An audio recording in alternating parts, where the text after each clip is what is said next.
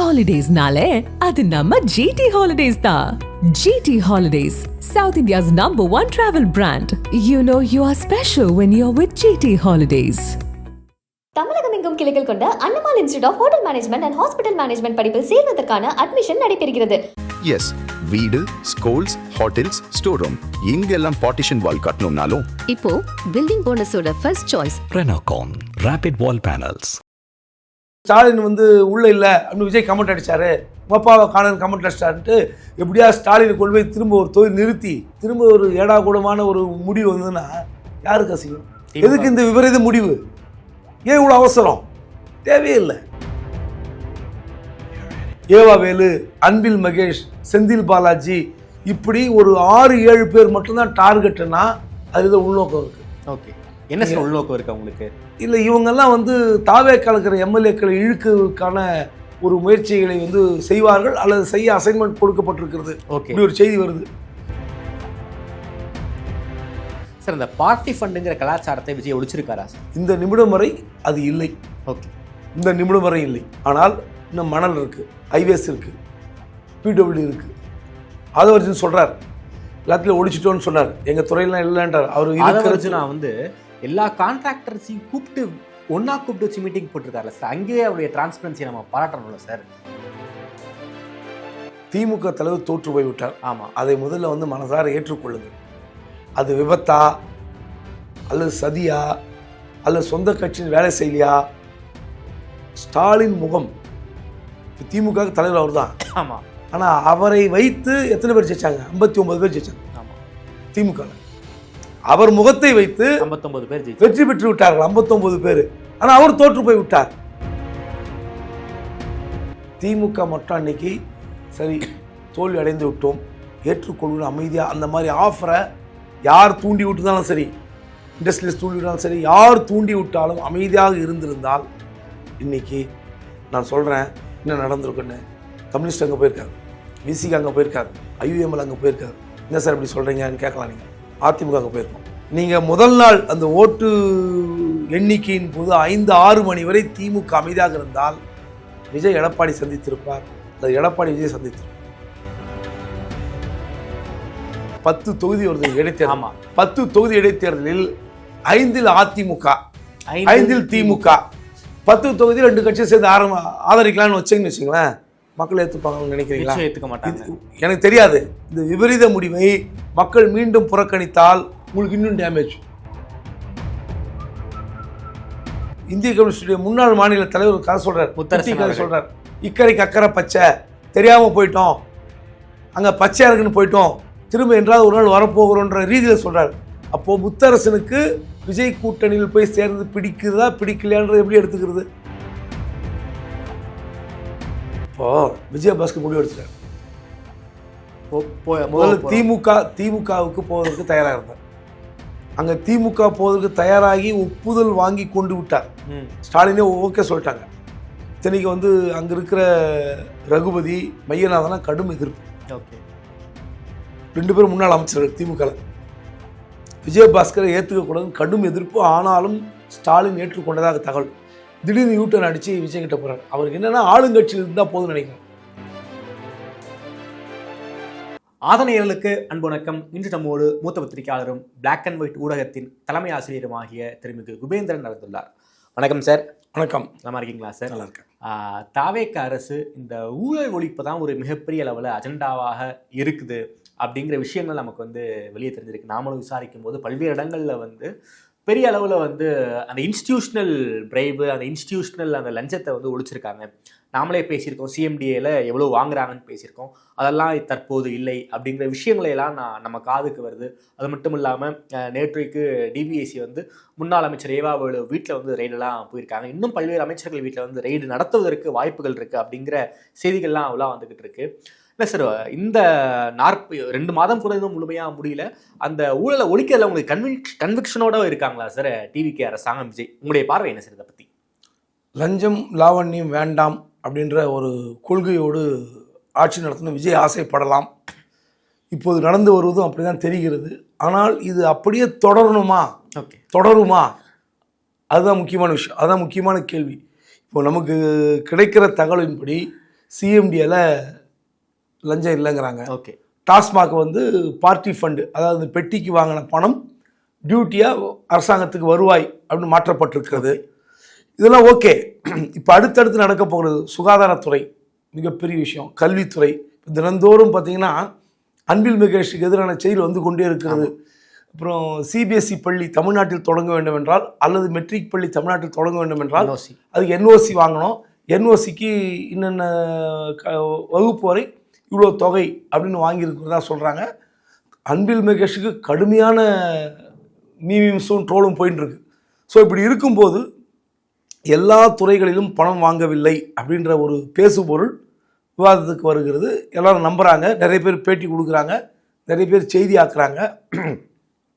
பாஜகவை சேர்ந்த தொழிலதிபர் ஒரு சாஃப்ட்வேர் இன்ஜினியர் ஸ்ரீதர் வேம்பு, அவர் இலவச பள்ளி 2 நடத்துகிறேன், அதற்கு வந்து திமுக வந்து ரொம்ப குடைச்சல் கொடுத்தது, கட்டுமான அனுமதிலாம் கொடுக்கலாம் சொன்னாங்க. ஸோ இந்த நிலைமையில் இப்படி இருக்கும்போது திடீரென்று முன்னாள் அமைச்சர் ஏவா வேலு மீதான லஞ்ச ஒழிப்புத்துறை வழக்கு. கரூரில் ஒரு 4.2 கோடி ரூபாய்க்கு ஒரு சின்ன ரோடு இருக்குது, அதில் 3 சில்லற கோடி பணத்தை அப்படியே அடிச்சிட்டாங்க, ரோடே போடலன்னு அறப்போர் இயக்கம் கொடுத்த புகாரின் பெயரில் இந்த வழக்கு பதிவு செய்யப்பட்டிருக்குது. அதன் பெயரில் அவர் வீட்டில் ரைடு நடத்தி நேற்று முடித்தாங்க. இன்னும் ஒரு 6-7 அமைச்சர்களுக்கு தொடர்ச்சியாக லஞ்ச ஒழிப்புத்துறை வந்து குறிவைத்திருக்கிறது நம்ம தகவல் வருகிறது. ஓகே. ஸோ உள்ளாட்சி தேர்தலுக்கு முன்பாக திமுகவை நிலை கொலைய செய்ய வேண்டும். ஓகே. அப்படின்றது தாவேக்காவோட அஜெண்டாங்கிறாங்க. சரி. அது வந்து ஆளுங்கட்சியை இன்னொரு புதிய கட்சி ஆட்சிக்கு வந்தால், அல்லது எந்த கட்சி ஆட்சிக்கு வந்தாலும் பழிவாங்குகிற போக்கு இருக்கும் அப்படிம்பாங்க. ஆனால் ஒரு திட்டமிடாத பழிவாங்குகிற போக்கு வந்தால் அது சிக்கலாயிடும். தெளிவாக கேஸ் போட்டு ஊழலுக்கான ஆதாரத்தை கையில் வைத்துக்கொண்டு மக்கள் மன்றத்தின் முன்பு திமுகவை நிறுத்தினால் அதுக்கு பதில் உண்டு, நிச்சயமாக பதில் உண்டு, யாரும் வந்து மறுக்க முடியாது. ஆனால் ஏதோ ஒரு செலக்டிவாக மட்டும் நாங்கள் ரைடு பண்ணுவோம், செலக்டிவாக மட்டும் டார்கெட் பண்ணுவோம், அவங்கெல்லாம் திமுகவுடைய வலிமையான நபர்கள், அவங்கள மட்டும் குறி வைப்போம், ஏவா வேலு, அன்பில் மகேஷ், செந்தில் பாலாஜி, இப்படி ஒரு 6-7 பேர் மட்டும்தான் டார்கெட்டுன்னா அது ஏதோ உள்நோக்கம் இருக்குது. ஓகே. என்ன சார் உள்நோக்கம் இருக்குது அவங்களுக்கு? இல்லை, இவங்கெல்லாம் வந்து தாவே கலக்கிற எம்எல்ஏக்களை இழுக்கிறதுக்கான ஒரு முயற்சிகளை வந்து செய்வார்கள், அல்லது செய்ய அசைன்மெண்ட் கொடுக்கப்பட்டிருக்கிறது. இப்படி ஒரு செய்தி வருது. இந்த ஆட்சி மீது திமுக எந்த அஸ்திரம் ஏதினாலும் அது சிக்கலாம் திமுக இந்த நேரத்தில். ஆமாம். ஏன்னா எல்லாமே வந்து விஜய் செய்வதும் அவங்க கட்சி செய்வதும் நார்மலைஸ் பண்ணிட்டு இருக்காங்க. ஆமாம். இந்த நேரத்தில் நீங்கள் ஒரு 10 எம்எல்ஏ 15 எம்எல்ஏ இழுத்து ஆட்சியை கலைச்சிடலாம் அப்படி ஒரு பிளான் இருக்குதான்னு நமக்கு தெரியல. ஆனால் செய்திகள் அப்படி வந்து கொண்டிருக்கிறது, சோஷியல் மீடியாவில் எழுதப்படுகிறது. ஸோ அதற்காக வந்து திமுகவை வந்து நிலைக்குலை செய்ய வேண்டும்னு பிளான் பண்ணிங்கன்னா கஷ்டம். கண்டிப்பாக ஒரு ஃபைல் எடுத்திங்கன்னா அந்த ஃபைலில் ஊழல் இல்லாமல் இருக்காது. 2 ஆட்சியாளர்களுக்கு அது சகஜம், 2 ஆட்சியில் நடந்திருக்கு. அப்படி இருக்கும்போது எந்த விஷயத்தை எப்படி நகர்த்துக்கிறோம், எப்படியான நடவடிக்கை எடுக்கிறோம், அது ரொம்ப முக்கியமாக பார்க்கணும். வெறும் பழிவாங்கல் அந்த மாதிரி நீங்கள் பண்ணிங்கன்னா சிக்கல். ஓகே. உண்மையிலே ஊழல் நடந்திருக்குதா, யார் வேணுமோ நடவடிக்கை எடுக்க தப்பே கிடையாது. மக்கள் மன்றத்தில் அது வரவேற்பு கிடைக்கும். சார், இந்த பார்ட்டி ஃபண்டுங்கிற கலாச்சாரத்தை விஜய் ஒழிச்சிருக்காரா சார்? இந்த நிமிடம் வரை அது இல்லை. ஓகே. இந்த நிமிடம் வரை இல்லை. ஆனால் இன்னும் மணல் இருக்குது, ஐவேஸ் இருக்குது, பிடபிள்யூ இருக்குது. ஆதவர்ஜன் சொல்கிறார் எல்லாத்துலையும் ஒழிச்சிட்டோன்னு சொன்னார், எங்கள் துறையெல்லாம் இல்லைன்றார். அவர் ஆதவர்ஜனா வந்து எல்லா கான்ட்ராக்டர்ஸையும் கூப்பிட்டு வச்சு மீட்டிங் போட்டிருக்காருல்ல சார், அங்கேயே அவருடைய டிரான்ஸ்பரன்சியை நம்ம பாராட்டணும்ல சார், ஆதவர்ஜனுடைய டிரான்ஸ்பரன்சியை. அதாவது டைம் கொடுக்கணும். புரியுது. ஒரு 6 மாத காலம் இந்த அரசாங்கம் எப்படி நடக்கிறது, இந்த ஊழல் இல்லாத அரசாங்கம் அப்படின்னு சொல்கிற இந்த ஆட்சி 6 மாத காலம் எப்படி நடக்கிறது. ஏன்னா இப்போ நீங்கள் வாங்கலைன்னா கடைசியில் வாங்கக்கூடாது, அது வாங்கினா பெரிய பிரச்சனை ஆகிடும். நீங்கள் ஏதோ வந்த வேகத்தில் நாங்கள் ரொம்ப தூய சக்தின்னு சொல்லிட்டு வாங்காமல் விட்டுட்டு 1 வருஷம் கழிச்சோ இல்லை 6 மாதம் கழிச்சோ ஒரு 5% கொடுங்க, 8% கொடுங்க, 3% கொடுங்கன்னு ஆரம்பித்தாலும் வெளியே வந்துடும். இன்றைக்கி எதையுமே மறைக்க முடியாது, எந்த ரூபத்தில் வந்துடும். பார்ப்போமே, நம்ம டைம் கொடுப்போமே, ஊழலாத அரசு நடத்தட்டுமே, யார் வேண்டாம்னா. அதாவது தமிழ்நாட்டில் இப்படி ஒரு ஊழலே இல்லை, லஞ்சமே இல்லை, நாங்கள் வந்து ஃபைல் கிளியர் பண்ணுறோம் அப்படின்னா வரவேற்க வேண்டியது. ஆனால் இந்த அதிகாரிகள் உங்களை வாழ விடுவார்களா? இப்போ நிறைய இடத்துல ஃபைல் கிளியர் ஆகுது, சில ஃபைல்கள் தேக்கமடைகின்றன. இந்த ரெட் டேப்பிசம் வந்துச்சுன்னா கஷ்டம். ஃபைல் தூக்கி கடப்பில் போட்டுறது. இப்போ நீங்கள் ஒரு ப்ராஜெக்ட் கொடுக்குறீங்க, இப்போ ஒரு 5 பேர் கிளியர் பண்ணுறது, இல்லை ஒரு 10 பேர் கிளியர் பண்ணுறது, விஐபிங்களுக்கு கிளியர் பண்ணுறது. ஏன்னா விஐபி வந்து தொந்தரவு பண்ண மாட்டாங்க, கேட்டால் பணம் கொடுத்துருவாங்க. ஆனால் அவங்களுக்கே ஃப்ரீ பண்ணிவிட்டு மற்றவர்களுக்கு வந்து நெருக்கடி கொடுத்தீங்கன்னு வச்சுங்க, ஃபைல் அப்படியே தூங்குதுன்னு வச்சுங்க, அதிகாரிகள் செய்கிற தவறும் ஆட்சியாளர்கள் மீது தான் எதிரொலிக்கும். ஓகே, ஸோ கேர்ஃபுல்லாக நடத்தணும், அவ்வளோதான். Okay sir. குறிப்பாக நிதித்துறையிலேருந்து ஒரு வெள்ளை அறிக்கை வந்திருக்கு, நேற்றைக்கு வந்து மின்சாரத்துறையிலேருந்து வெள்ளை அறிக்கை வந்திருக்கு, இன்னும் பல்வேறு துறைகள்லேருந்து வெள்ளை அறிக்கை வரும் அப்படிங்கிற செய்திகளும் வந்துக்கிட்டு இருக்கு. குறிப்பாக இந்த வெள்ளை அறிக்கை எப்படி சார் பார்க்குறீங்க? குறிப்பாக நம்ம மின்சாரத்துறையுடைய வெள்ளை அறிக்கை நீங்கள் எப்படி பார்க்குறீங்க? அதாவது நிறைய ஊழல் நடந்திருக்கிறது, அதாவது கடன் வாங்கி இதையெல்லாம் வந்து செய்திருக்கிறார்கள், ஆமாம், புதிய திட்டங்களைன்னு சொல்கிறாரு. ஆனால் அதுக்கு முன்னாள் மின்துறை அமைச்சர் செந்தில் பாலாஜி ஒரு விளக்கம் கொடுத்துருக்காரு. எங்ககிட்ட வந்து நாங்கள் எந்த அளவுக்கு டிரான்ஸ்ஃபார்மர்ஸ் வாங்கியிருக்கிறோம், எவ்வளோ தொலைமின் நிலையங்கள் நிர்வகிக்கிறோம், அதிலே சொல்லியிருக்கீங்க, இவ்வளோ டிரான்ஸ்ஃபார்மர் மாற்றிருக்கிறோன்னு, எப்படி ஊழல் வரும் எல்லாம் சொல்லியிருக்கார். ஆனால் இந்த வெள்ளை அறிக்கையில் வந்து மக்களுக்கு வந்து சரியாக புரியாது. நிதித்துறையில் சொன்ன அறிக்கைக்கும் உடனே வந்து அந்த திமுகவில் இருக்கிற முன்னாள் நிதித்துறை அமைச்சர் தங்கம் தென்னரசு கொடுத்த விளக்கத்துக்கும் நீங்கள் படித்து பார்த்தீங்கன்னா, ஆமாம் நாங்கள் கடன் வாங்கினோம், நலத்திட்டங்கள் செய்திருக்கிறோம், பொருளாதார வளர்ச்சியும் எட்டியிருக்கிறோம். அது பொருளாதார வளர்ச்சி நாங்கள் ஒன்றும் டபுள் டிஜிட் நாங்கள் சொல்ல, சென்ட்ரல் கவர்மெண்ட் மத்திய அரசு கொடுத்த சான்றிதழ். அப்படி இருக்கும்போது பொருளாதார வளர்ச்சி வேண்டும் என்றால் நாங்கள் கடன் வாங்கிய வேண்டும், கடன் வாங்கிய பிறகு நலத்திட்டங்கள் செய்திருக்கிறோம், திட்டங்களை கொண்டு வந்துடும், தொழில் முதலீடு வந்திருக்கிறது, அதற்கான உள்கட்டமைப்பு வசதிகளை தமிழ்நாடு அரசாங்கம் செய்திருக்கிறது. அப்படி சொல்லும்போது நீங்கள் எதில் ஊழல் சொல்லலாம், பின் பாயிண்ட் பண்ணி. ஆமாம், எந்தெந்த துறையில் என்ன ஊழல். இப்போது மின்சாரத்துறையில் எடுத்துக்கிட்டிங்கன்னா அதில் எந்தெந்த பணியாளர்கள் நியமிக்கப்படவில்லைன்றாங்க. உடனே செந்தில் பாலாஜி சொல்கிறார், இப்போ 40 நாளில் நீங்கள் வந்து எக்ஸாம் வச்சு அப்பாயின்மெண்ட் கொடுத்தீங்களா? நாங்கள் ஆகஸ்ட் மாதமே தேர்வு செய்து ரெடி பண்ணி வச்சுட்டு இருந்தோம், எலெக்ஷன் வந்துச்சு, நீங்கள் போட்டிருக்கீங்க அப்பாயின்மெண்ட், அவ்வளோதானே. அதில் போய் வந்து ஏதோ நீங்களே வந்து தேர்வு நடத்தி நாங்கள் யாரையும் கூப்பிட்டு அழைத்து எதுவும் வாங்காமல் போஸ்டிங் போட்டோன்னு சொல்கிறது என்ன நியாயங்கிறார். இப்போ அதே மாதிரி திமுக ஆட்சியில் என்ன நடந்தது அதை நீங்கள் ஆதாரத்தோடு சொன்னால் தான் மக்கள் மன்றத்தில் போய் சேரும். Okay sir. இப்போ கூட்டணியே இல்லாத நிலைமையில் திமுக இருக்குது, என்ன மைண்ட் செட்டில் சார் இருக்காங்க? குறிப்பாக மதிமுக அவர்களுமே வந்து கூட்டணி விட்டு போகிற மைண்ட் செட்லாம் இருக்காங்க. இன்னைக்கு பொதுக்குழுலாம் கூடியிருக்காங்க. அந்த சிக்னல்ஸை வந்து ஒரு வாரத்துக்கு முன்னாடியே வந்து வைகோ கொடுக்க ஆரம்பிச்சிட்டாரு. ஒரு தனிமரமாக திமுக நிற்குதா சார்? கூட்டணியே இல்லை அப்படின்னு மார்க்சிஸ்ட் கம்யூனிஸ்ட் கட்சியினுடைய தலைவர் பே சண்முகம் சொன்னதை வச்சு பெருசாக ட்ரோல் ஆகிட்டுருக்கு. திமுகவுக்கு கூட்டணியே இல்லை. யதார்த்தமாக பார்க்கும்போது திமுக அந்த கூட்டணியில் இருக்கும்போது காங்கிரஸ், இடதுசாரிகள், விசிக, ஐயுஎம்எல் இப்படி யாருமே இல்லை. ஆனால் திருவாரூர் நடந்த கல்யாணத்தில் ஒரு கல்யாண நிகழ்ச்சியில் முன்னாள் அமைச்சர் ஆராசா சொல்கிறாரு, எங்கிட்ட 60 இயக்கங்கள் இருக்கின்றன, கூட்டணியே இல்லைன்னு சொல்கிறது அதிக பிரசங்கித்தனம், நீங்கள் அப்படி பேசியிருக்கக்கூடாதுன்னு கண்டிக்கிற முன்னாள் மத்திய அமைச்சர் ஆராசா சொல்கிறார், திமுகவிடம் 60 இயக்கங்கள் இருக்கின்றன, 60 இயக்கங்கள் இருந்து பிறகு நீங்கள் திமுக தலைவர்கிட்ட கோரிக்கை வைக்கிறீங்க, கூட்டணி வேண்டாம்னு அறிவிக்கின்றார். இப்போ அந்த 60 இயக்கங்கள் என்ன கட்சியா? காங்கிரஸ் மாதிரி, ஐயுஎம்எல் மாதிரி, இடதுசாரி மாதிரி கட்சியா? இல்லை. அப்போது நீங்கள் ஒரு இயக்கம் என்பது வேறு, கட்சி என்பது, தேர்தலில் போட்டி போடுகிற கட்சி என்பது வேறு. நீங்கள் வந்து இப்போ திராவிடர் கழகம் மாதிரி பல இயக்கங்கள் இருக்கின்றன. ஆமாம், அவங்களாம் ஆதரவு கொடுத்துருக்கலாம், தேர்தலில் போட்டி போட மாட்டாங்க, ஆதரவு கொடுத்துருக்கலாம். அதெல்லாம் வச்சுக்கிட்டு நீங்கள் தேர்தல் சந்திக்க முடியுமா? நிச்சயம் முடியாது. அப்போது இந்த உள்ளாட்சி தேர்தலை கூட்டணி இல்லாமல் திமுக சந்தித்தால் என்ன நடக்கும்? அந்த நிலைமைக்கு ஒரு நெருக்கடிக்கு தள்ளப்பட்டிருப்பது உண்மை. ஓகே. ஆனால் அதற்காக சோர்ந்து போக வேண்டிய அவசியம் இல்லை. இந்த ஆட்சியாளர்கள் மீது அல்லது இந்த ஆட்சியில் நடக்கிற தவறுகள் எதிர்கட்சிகளுக்கு வசதி, அவங்க வந்து அதை வச்சு தான் பிரச்சாரம் பண்ண போகிறாங்க. ஒவ்வொரு தவறும் எதிர்கட்சிகள் போய் பலூனா ஊதி வெடிச்சாங்கன்னா அது யாருக்கு பாதிப்புன்னு தெரியும். அதனால் பொறுமை காக்கணும், ஒன்றுமே கிடையாது. ஓகே. நீங்கள் ஸ்டாலினே வந்து சட்டமன்றத்தில் காணோம் அப்படின்றது தான் ஒரு சேலஞ்சாக அவர் எடுத்துக்கிட்டார். ஓகே.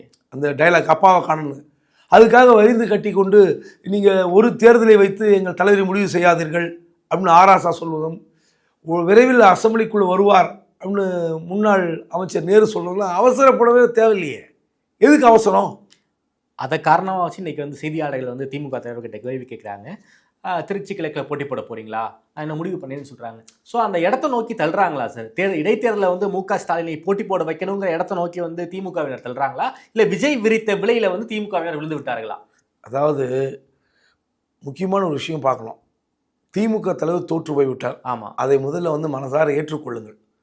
அது விபத்தா அல்லது சதியா அல்லது சொந்த கட்சியின் வேலை செய்யலையா, ஸ்டாலின் முகம் இப்போ திமுக தலைவர் அவர் தான். ஆமாம், ஆனால் அவரை வைத்து எத்தனை பேர் ஜெயிச்சாங்க? 59 பேர் ஜெயிச்சாங்க. ஆமாம், திமுகவில் அவர் முகத்தை வைத்து 59 பேர் ஜெயிச்சு வெற்றி பெற்று விட்டார்கள், 59 பேர். ஆனால் அவர் தோற்று போய் விட்டார். அது வந்து கொஞ்சம் ஏற்றுக்க முடியாத சூழல் தான் இருக்கும். இவர் முகத்தை வைத்து கொண்டு இத்தனை பேர் ஜெயிக்கிறாங்க, இவர் ஜெயிக்க முடியன்றது. ஆனால் அப்போது ஒரு முதலமைச்சர் தோற்று போகிறார், ஆளுங்கட்சி முதலமைச்சர். அவர் செய்த தனத்திட்டங்கள், அவர் அந்த சட்டமன்ற தொகுதியில் செய்த வேலைகள், இதெல்லாம் வந்து ஏன் ஓட்டாக மாறல? இது ஒரு விவாதத்துக்குரிய விஷயம்தான். ஆனால் நீங்கள் இந்த தேர்தல் முடிவு மே 4ஆம் தேதி 11 மணிக்கு நம்பர் குறைந்த உடனே அதிமுகவுடன் கூட்டணி, விஜய் வரக்கூடாது அப்படின்னு ஒரு முடிவு எடுத்தீங்க தெரியுமா? அதான் மிகப்பெரிய சர்க்கிள். ஓகே, மிகப்பெரிய சர்க்கிள். திமுக செய்த, அதாவது தனக்கு தானே குழி வெட்டி கொண்டார்களே அந்த கதி. உண்மையிலே திமுக மட்டும் அன்னைக்கு சரி தோல்வி அடைந்து விட்டோம், ஏற்றுக்கொள்கிற அமைதியாக அந்த மாதிரி ஆஃபரை யார் தூண்டி விட்டுருந்தாலும் சரி, இண்டஸ்ட்ரியலிஸ்ட் தூண்டி விட்டாலும் சரி, யார் தூண்டி விட்டாலும் அமைதியாக இருந்திருந்தால் இன்னைக்கு நான் சொல்கிறேன் என்ன நடந்திருக்குன்னு.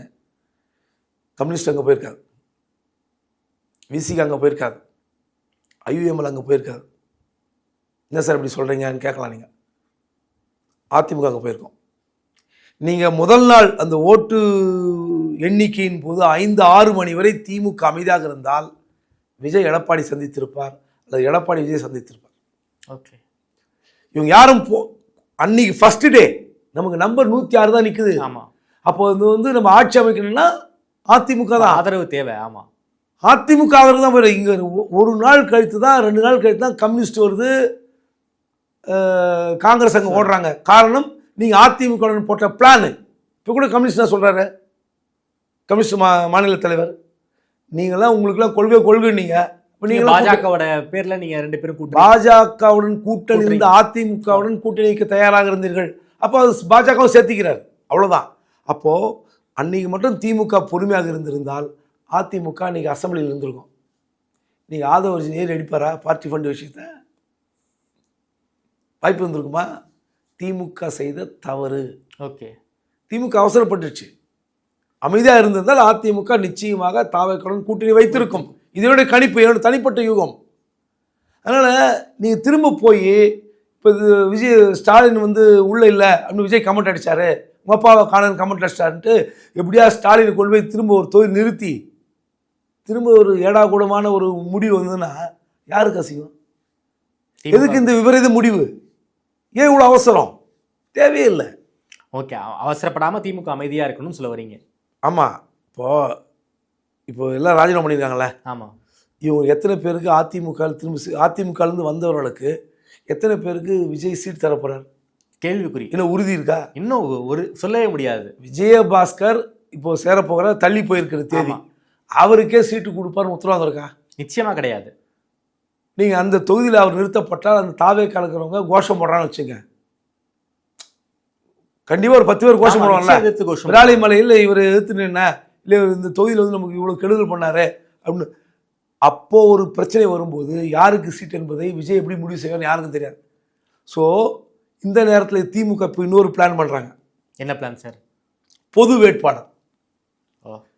இப்போ நடக்க போகிற ஆகஸ்ட் மாதம் அநேகமாக தேர்தல். இன்னைக்கு காலையில் ஊரகத்துறை அமைச்சர், ஊரக வளர்ச்சித்துறை அமைச்சர் ஆனந்த் அவர்கள் இசைஎஸ் போய் பார்த்துருக்கார். இன்னைக்கு அவருக்கு அம்பாசமுத்திரத்தில் சீட்டு இருக்கா இல்லையான்னு தெரியல, ஆனால் நம்ம 2 பேரும் பார்த்து பேசியிருக்காங்க.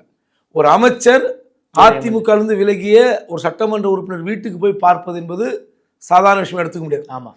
ஒன்று சீட்டு இல்லைன்னு கன்வின்ஸ் பண்ண போனாரா, இல்லை சீட்டு உங்களுக்கு தான் எப்படி ஜெயிக்க போறீங்கன்னு பிளான் வச்சாரா எனக்கு தெரியாது. இப்போ இந்த இடங்கள்லாம் தாவேக்காவில் போய் சேர்ந்து அதன் மூலமாக காலியாகிற தொகுதிக்கு இடைத்தேர்தலில் பொது வேட்பாளர் என்று ஒருத்தரை திமுக நிறுத்தி அது மீண்டும் அதிமுக திமுக ஆதரிக்கிறது அப்படின்னு வச்சுங்களேன், இன்னும் இதை விட மோசமாகும். விஜய் ஜெயிப்பாருங்கிறீங்க அந்த இடத்துல. விஜய் ஜெயிப்பார் ஜெயிக்கல அதை விட்டுருங்க, தூக்கி தூர போட்டுருங்க. ஏங்க நீங்கள் அதிமுகவும் திமுகவும் ஒன்று சேர்ந்து ரசிக்கவே இல்லைங்க உங்கள் கட்சிக்காரன். திமுககாரன் ரசிக்கவே இல்லை அதை. ஸோ பொது வேட்பாளருங்க போடுறத வந்து திமுக தொண்டரை விரும்பலை. பொது வேட்பாளர் இல்லை, நீங்கள் இப்போ இந்த வேட்பாளர் ஒருத்தர் நிறுத்துறீங்க, அதாவது இப்போ அம்பாசமுத்திரத்தில் சீமான பொது வேட்பாளராக போட போகிறாங்கிற பேச்சுவார்த்தை இருக்குது சார். இல்லைங்க, சீமானை விட்டுருங்க. நான் 10 தொகுதி வருது இடைத்தேர்தல். ஆமாம், 10 தொகுதி இடைத்தேர்தலில் 5 அதிமுக 5 திமுக, 10 தொகுதியில் 2 கட்சியை சேர்ந்து ஆதரிக்கலாம்னு வச்சுங்கன்னு வச்சுங்களேன், மக்கள் ஏற்றுப்பாங்கன்னு நினைக்கிறீங்களா? ஏற்றுக்க மாட்டாங்க. எனக்கு தெரியாது. இந்த விபரீத முடிவை மக்கள் மீண்டும் புறக்கணித்தால் உங்களுக்கு இன்னும் டேமேஜ். அரசியல் செய்வதற்கு இன்னும் ஸ்கோப் நீங்களே வந்து ஸ்பாயில் பண்ணிக்கிறீங்க, திரும்ப திரும்ப தவறு செய்கிறீங்க, அவ்வளோதான். ஓகே ஓகே நீங்கள் சார் இந்த பேச்சுவார்த்தை போய்கிட்டு இருக்கா சார்? 5 பொது வேட்பாளர் போட்டு விஜய் வேட்பாளரை வீழ்த்த வேண்டும் என்பது ஒரு பேச்சுவார்த்தை தொடங்கி இருக்கிறது. ஓகே, இது இன்னும் முடிவாகலை. ஆனால் எனக்கு கிடைக்கிற தகவலை உங்களுக்கு சொல்கிறேன். புரியுது சார். ஒரு பத்திரிகையாளர் அந்த தகவலை உங்களோட ஷேர் பண்ணுறேன். எனக்கு தெரிந்து இப்படி ஒரு முடிவை நீங்கள் எடுத்து அது உறுதிப்படுத்துகிற நிலை வந்தால் மக்கள் மீண்டும் 2 கட்சியும் புறக்கணித்தால் என்ன ஆகும்? உங்கள் எதிர்காலம் கேள்விக்குறியாவதுக்கு நிறைய வாய்ப்பு இருக்குது. 2 கட்சி நீங்கள் அதுதான் சொல்கிறேனே, அன்னைக்கு மட்டும் அமைதியாக இருந்திருந்தால் திரும்ப திரும்ப என்ன சொல்கிறாங்க, நீங்கள் அதிமுக கூட்டணி வைக்கிறதுக்கு தயாராக இருந்தீங்கன்னு கேட்குறாங்களா? கேள்வி ஆகிட்டீங்களே. அதைத்தான் வந்து சிபிஎம் சண்முகம் அவர்கள் தொடர்ச்சியாக வைக்கிறாரு. அந்த குற்றச்சாட்டை தொடர்ச்சியாக வச்சுக்கிட்டு இருக்காரு. என்ன கொள்கை என்ன புடலங்கான்னு கேட்டார், அவ்வளோதான். ஓப்பனாக கேட்டார். ஆமாம், அவங்களுக்கு கொள்கையை புடலங்கா இருக்கான்னு நீங்கள் கேட்கலாம், தப்பு கிடையாது. ஆனால் உங்களோட பெரிய கட்சி எது? கம்யூனிஸ்டா? நீங்கள் தான் பெரிய கட்சி. நீங்கள் பெரிய கட்சி தான் வந்து டேமேஜ் ஆகும், சின்ன கட்சி டேமேஜ் ஆகும். கம்யூனிஸ்ட்டு 2 எம்எல்ஏங்க வச்சு என்ன பண்ண போகிறாங்க? மார்க்சிஸ்ட்டுக்கு அவங்களுக்குள்ளே ஒரு கான்ட்ரடிக்டான முடிவு இருக்குது. ஏன்னா நேற்று இந்திய கம்யூனிஸ்டுடைய முன்னாள் மாநில தலைவர் ஒரு கதை சொல்கிறார், கதை சொல்கிறார். இக்கரைக்கு அக்கறை பச்சை, தெரியாமல் போயிட்டோம், அங்கே பச்சையாக இருக்குன்னு போயிட்டோம், திரும்ப என்றாவது ஒரு நாள் வரப்போகிறோன்ற ரீதியில் சொல்கிறார். அப்போது முத்தரசனுக்கு விஜய் கூட்டணியில் போய் சேர்ந்து பிடிக்குதா பிடிக்கலையான்றது எப்படி எடுத்துக்கிறது? என்ன சொல்கிறேன்னு புரியல, தெரியாமல் போயிட்டோங்கிறார். ஓகே சார், அதிமுகங்கிற கட்சி தாவேக்காவில் கரைஞ்சிக்கிட்டு இருக்கா சார்? ஏகப்பட்ட பல முன்னணி தலைவர்கள்லாம் அங்கே போய்கிட்டு இருக்காங்க. அதில் என்ன உங்களுக்கு சந்தேகம்? அதில் என்ன உங்களுக்கு சந்தேகம்? நீங்கள் விஜயபாஸ்கர் தேதி நேற்று வருது, புதிய வரலாறை படிப்போம்னு அவங்க ஆட்கள்லாம் போட்டு கார்டு போட்ட உடனே நேற்று மாலைக்கு மேல் எடப்பாடி பழனிசாமி அறிக்கை கொடுக்குறார். வேலுமணி, நத்தம் விஸ்வநாதன்லாம் துணை பொதுச் செயலாளர், அமைப்பு செயலாளரை வந்து தங்கமணி வில்லம் போடுறீங்க. ஆமாம், நான் கேட்குறேன், அவங்க கேட்டது பழைய மாவட்ட செயலர் பதவி, நீங்கள் கொடுக்குற புது பதவி அவங்க ஏற்றுக்கிட்டாங்களா? நீங்கள் அறிவிச்சிட்டிங்களா? நடக்க போகிறத மட்டும் வேடிக்கை பாருங்க, என்ன நடக்குன்னு பாருங்களேன். ஸோ அதிமுகவில் இன்னொரு பிரச்சனை மறுபடியும் வெடிக்க போகுதுங்கிறீங்களா சார்? கண்டிப்பாக இவர் கொடுத்த புதிய பதவிகளை அவர்கள் யாரும் ஏற்றுக்கொள்ள மாட்டார்கள் என்று நேற்று இரவே தகவல் வந்துட்டு. ஓகே, ஏன்னா இப்போ நடந்து முடிந்த சட்டமன்ற கூட்டத்தொடர் அன்று வேலுமணி மட்டும் தனியாக அழைத்து பேசியிருக்கிறார்கள். அங்கே அசம்பிளி கேம்பஸ்லேயே அப்போ உள்ளே இருந்தது எடப்பாடி பழனிசாமி, முனுசாமி மட்டும். வேலுமணி வர மறுத்து விட்டார். ஏன் என்ன மட்டும் கூப்பிட்றீங்கன்னு? இல்லை வாங்க பேசி ஒரு முடிவு எடுக்கணுங்கிறாங்க. உள்ளே போன பிறகு இந்த மாதிரி பதவி தரணும், நாங்கள் கேட்டது பழைய பதவி, மாவட்ட செயலாளர் பதவி சொல்லிட்டு வந்துட்டார். ஆனால் கொடுத்தது புதிய பதவி, அமைப்பு செயலாளர் பதவி, துணை பொதுச் செயலாளர் பதவி. அதுக்கு என்ன வேல்யூ இருக்குன்னு உங்களுக்கு தெரியும். மாவட்ட செயலாளர் முக்கியமா துணை பொதுச் செயலாளர் முக்கியமானா உங்களுக்கு தெரியும் என்ன வேல்யூன்னு. ஏன்னா அரசியல் செய்வதற்கு மாவட்டத்தில் மாவட்ட செயலாளர் தான் வேணும்.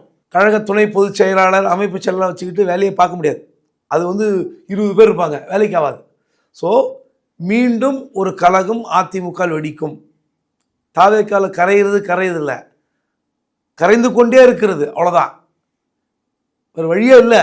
எடப்பாடி இந்த ரியாலிட்டியை புரிஞ்சுக்காம ஏன் சார் இருக்காரு? அவர் எங்க எதுனா அவருக்கு ஒன்றும் தெரியாதவர். அவர் நம்மளோட அரசியலுக்கு நல்லா தெரியும், இருந்தாலும் அமைதியாக இருக்காரு. எல்லாரையும் விட அரசியல் தெரிந்தவர் யாரு? எடப்பாடி. தமிழ்நாட்டில் எல்லாரையும் விட நன்றாக அரசியல் தெரிந்தவர் எடப்பாடி பழனிசாமி. நான் அதில் வந்து மாற்று கருத்தே கிடையாது. ஆனால் அவருடைய ஒரு சுயநலம் அந்த கட்சியை வந்து காலி பண்ணிகிட்ருக்கார், அவ்வளோதான். சுயநலத்துக்காக நான் மட்டும்தான் பொதுச் செயலாளராக இருக்கணும், அந்த பதவியை யாருக்கும் விட்டு கொடுக்க மாட்டேன், அந்த சுயநலத்தின் காரணமாக கட்சியை காலி பண்ணிக்கிட்டு இருக்காரு. 100% இந்த கட்சி வந்து அவர் வந்து இன்னும் 100 வருஷம் வச்சுக்க போகிறதில்ல. ஆனால் 100% என் கட்சி என்கிட்ட இருக்குன்னு நினைக்கிறாருல, அது மிகப்பெரிய தவறு. Okay sir. சார், புதுக்கோட்டை விஜயபாஸ்கரோட சேர்ந்து கரூர் விஜயபாஸ்கரும் தாவேக்காவில் சேர போகிறாருங்க ரூமர்ஸ் வந்துக்கிட்டு இருக்கு, உண்மைதானா? அவங்களாம் போகக்கூடாதுன்னு தான் நேற்று வந்த அறிவிப்பு. துணை பொதுச் செயலாளர்கள், ஓகே, அமைப்பு செயலாளர்கள், தலைமை நிலை செயலாளர் மற்றும் பல பேர் பதவி கொடுத்துருக்காரு. இப்போது விஜயபாஸ்கர் முடிவு எடுத்துட்டார். முதல்ல திமுகவுக்கு போவதற்கு தயாராக இருந்தார். அங்கே திமுக போவதற்கு தயாராகி ஒப்புதல் வாங்கி கொண்டு விட்டார். ஸ்டாலினே ஓகே சொல்லிட்டாங்க. இத்தனைக்கு வந்து அங்கே இருக்கிற ரகுபதி, மையநாதனா கடும் எதிர்ப்பு. ஓகே, 2 பேரும் முன்னாள் அமைச்சர்கள் திமுகவில். விஜயபாஸ்கரை ஏற்றுக்கக்கூடாதுன்னு கடும் எதிர்ப்பு. ஆனாலும் ஸ்டாலின் ஏற்றுக்கொண்டதாக தகவல். திடீர்னு யூட்டர்ன் அடித்து விஜய் கிட்ட போகிறார். அவருக்கு என்னென்னா ஆளுங்கட்சியில் இருந்தால் போதும்னு நினைக்கிறார்.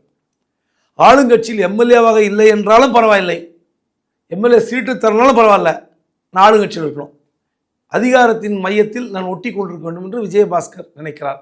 இதுதான் தகவல். Okay sir. குறிப்பாக இந்த மாநகராட்சிகளில் பல்வேறு பிரச்சனை போய்கிட்டு இருக்கு. இந்த முதல்வர் படம் வைக்கிறதுலேருந்து ஏகப்பட்ட பிரச்சனை போய்கிட்டு இருக்கு சார். குறிப்பாக சென்னையிலேயே நம்ம அந்த மேயர் கூட்டத்தை பார்த்தோம். அரசு பள்ளிகளுக்கு போகணுன்னா எம்எல்ஏக்கள், அதே போல் வந்து கவுன்சிலர்களுக்கு மட்டும் தான் அனுமதி, கட்சிக்காரங்களுக்கு அனுமதி இல்லைங்கிற மாதிரியான தீர்மானம்லாம் போட்டிருக்காங்க. ஒரு பெரிய இந்த லோக்கல் பாடி நிர்வாகம் வந்து அரசுக்கு கொஞ்சம் நெருடலாக தான் இருக்குது. ஏன்னா அவங்க திமுகவினராக இருக்காங்க. மாநகராட்சிகள்லாம் கலைக்கும் முடிவில் வந்து தாவேக்கா இருக்காங்களா சார்? அதெல்லாம் எனக்கு தெரியாது. மாநகராட்சி கலைக்கிறாங்களா, நகராட்சி கலைக்க போகிறாங்களா, பஞ்சாயத்தை கலைக்கிறாங்களா தெரியாது. உள்ளாட்சி தேர்தல் உடனடியாக நடத்த மாட்டார் என்று நான் நம்புகிறேன். ஏன் சார்? தொடர்ச்சியாக திமுக மேலே ஒரு பெரிய ஊழல் குற்றச்சாட்டு, வரிசையாக ஒரு 5-6 அமைச்சர், முதல்ல பேசணும்ல, ஒரு 5-6 அமைச்சர்கள் மீது பெரிய நடவடிக்கை. திமுக மீது ஒரு ஊழல் பற்றி பயங்கரமான எக்ஸ்போஸ் பண்ணிவிட்டு 1 வருஷம் கூட தள்ளி போகும் உள்ளாட்சி தேர்தல். என்னுடைய கணிப்பு இல்லாட்டி நடத்தலாம். ஆனால் இடைத்தேர்தல் இப்போ நடத்த போகிறார். இடைத்தேர்தல் உடனே ஆகஸ்ட் மாதம் நடத்த போகிறதா தகவல் இருக்குது. மாநகராட்சியில் யார் படம் வைக்கணும், நகராட்சியில் யார் படம் வைக்கணும், அரசு அலுவலகம் யார் படம் வைக்கணும், இதில் என்னங்க இருக்குது? இப்போ யார் ஆட்சியில் இருக்காங்களோ அது முதலமைச்சர் படம் தான் வைப்பாங்க. இப்போ நான் கேட்குறேன், திமுக முரண்டு பிடிக்கிறாங்க. தேவையே இல்லை. இது வந்து வம்பு சண்டை. நீங்கள் மேயராக இருப்பதால், நீங்கள் நகரசபை தலைவராக இருப்பதால் உங்கள் தலைவர் படம் வைக்கணும்னு சொல்லலாம் சண்டை போடவே கூடாது. அசிங்கமாக இருக்குது. இந்த படம் வைப்பதால் என்ன லாபம் இருக்குது? ஒரு தடவை நீதிபதி சந்துரு அவர்கள் ஒரு தீர்ப்பு கொடுத்தார். தமிழறிவி மணியன் அவர் வழக்கு, அவர் வீடை காலி பண்ண சொல்லி ஒரு இஷ்யூவில் 2006 to 2011 காலகட்டத்தில் பிளானிங் கமிஷனில் இருந்தார் அவர். ஆமாம், அப்போ வந்து ஒரு வீடு காலி பண்ண சொன்னாங்க. திமுக எதிராக ஒரு சில கருத்துக்களை தமிழறிவி மணியன் சொல்லிவிட்டார். ஒரு அழகான ஒரு தீர்ப்பு சொன்னார். எல்லா கட்டிடங்களையும் தமிழ் வாழ்க, தமிழ் வாழ்கன்னு எழுதி வச்சா போதாதான்? எழுதி வச்சுட்டீங்க, அப்படி தமிழ் வாழ்ந்துருமா? கட்டடங்களில் தமிழ் வாழ்க அப்படின்னு அங்கங்கே எழுதி வச்சிங்க. அப்படி எழுதி வச்சா மட்டும் தமிழ் வாழாது. இப்படிப்பட்ட தமிழ் அறிஞர்களை வாழ வையுங்கள். அப்போது ஒரு யதார்த்தம் என்னென்னா, ஒரு ஆட்சி மாற்றம் ஏற்படுகிறது. அந்த ஆட்சியில் யார் முதலமைச்சர் அவங்க படத்தை வச்சுட்டு போட்டோமே. எதுக்கு உங்கள் படம் இருக்கணும், உங்கள் தலைவர் படம்? இப்போ நான் கேட்குறேன், திமுக ஆட்சிக்கு வந்து முன்னாடி இருந்த தலைவர்கள் படத்தை வைங்க வச்சுருப்பாங்களா? நிச்சயம் வச்சிருக்கு.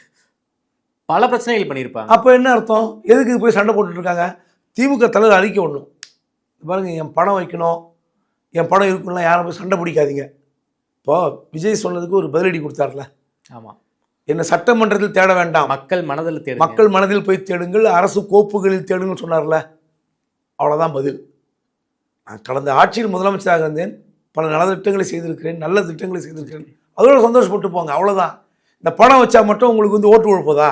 இதெல்லாம் தேவையில்லாத வெத்து சண்டதெல்லாம். ஓகே சார், ரொம்ப நன்றி சார். தமிழ்நாடு சட்டமான பல்வேறு கேள்விகளுக்கு ரொம்ப அறியாமல் செய்திருக்கீங்க. நேரில் பேசி எனக்கு நன்றி.